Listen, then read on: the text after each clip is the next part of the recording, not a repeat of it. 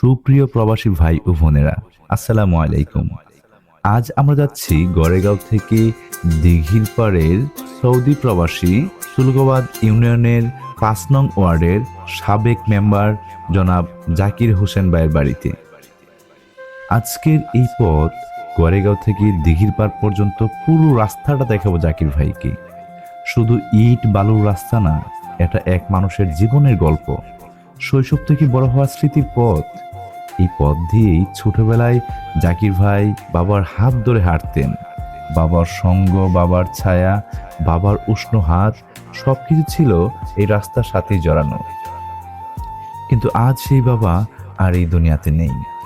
তবুও এই পথের প্রতিটি ধূলিকণা আজও তার বাবার স্মৃতিগুলো মনে করিয়ে দেয়। এক সময় এই রাস্তায় দিয়েই বৃষ্টিতে ভিজে ভিজে বাজারে যেতেন। চঞ্চল শিশুকালের হাসি খুশি নিয়ে দৌড়ে গেছেন বন্ধুদের সাথে। সব ছিল এই পথের গল্পে।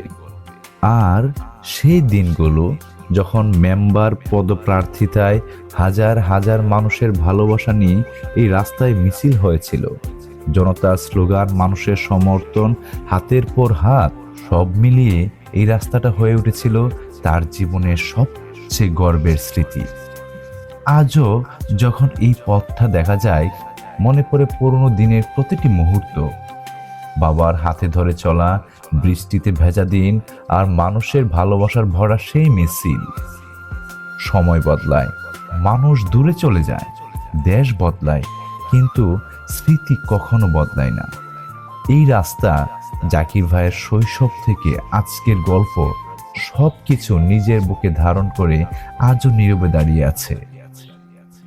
আজ যেখানেই থাকুন, দূর প্রবাসের দেশে পরিশ্রমে ভরা জীবনের প্রতিটি দিনেই আমরা আপনার কামনা করি।